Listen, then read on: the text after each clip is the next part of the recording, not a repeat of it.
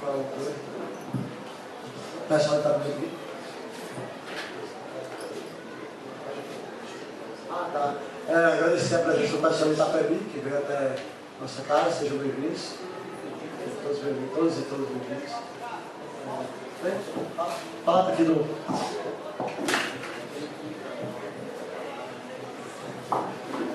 Boa noite a todos e a todas.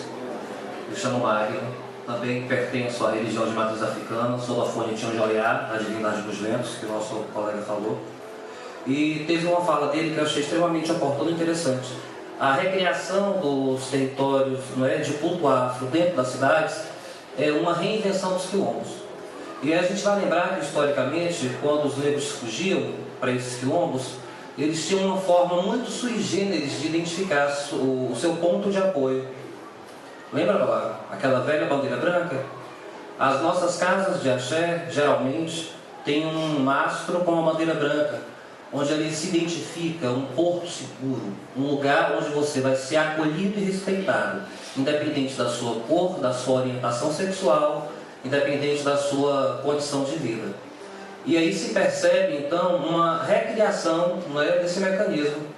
E é bem oportuno e salutar a gente estar vendo isso, porque antigamente nós não tínhamos essa oportunidade de ter uma mesa composta de membros de segmentos religiosos diferentes, não é? Pessoas do segmento acadêmico interessadas em estar divulgando isso, e a participação de alunos também. Então nós temos aí a educação como um agente transformador.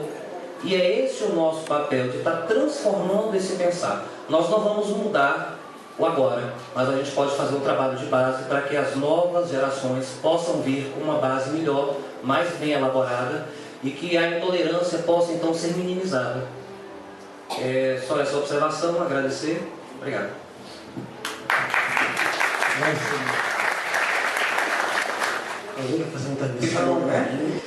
A gente sabe que a igreja é uma instituição já milenar, né?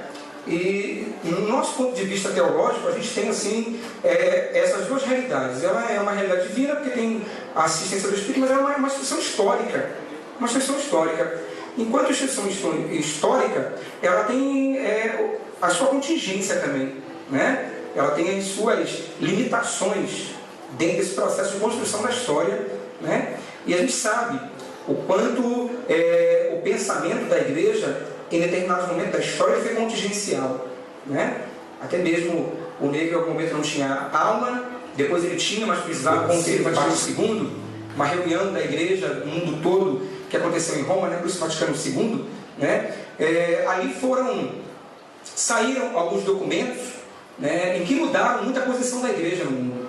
Por exemplo, a liturgia, né, que antes era em latim, né, o padre, quando o pessoal conhece de costas para o povo, agora não, agora é em português, de frente para o povo. Então, houveram muitas mudanças a partir daquele concílio, né, daquele encontro, daquela reunião.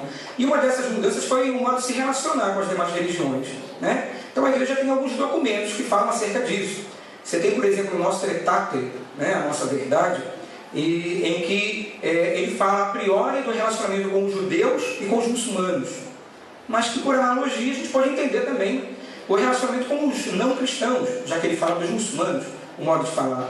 Então ela resgata um pensamento lá dos primeiros séculos da igreja, né, dos teólogos patrísticos, né, e que, por exemplo, logos spermaticos, né, a semente, né, isso, a semente do verbo, a semente da verdade ali, né, a semente que esperma, né, que os jovens estão aí, né, é semente, né, semente, esperma, espermaticose, né, o logos, né, o verbo, a fala, né.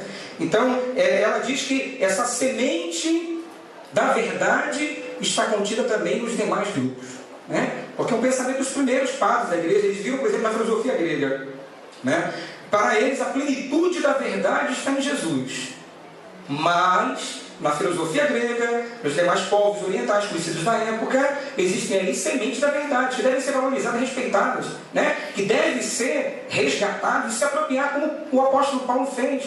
O apóstolo Paulo fez isso, uma belíssima postura em conflito até com Pedro pelo paganismo, né? Porque o cristianismo nasceu como uma seita judaica, né, no início, né? Jesus era judeu, né, e o povo queria que continuasse ali com o judeu, só se, né, passando por cristianismo, mas sendo judeu.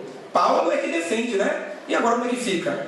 Aí quando os judeus começam a se converter, eles querem que eles se circundem, né?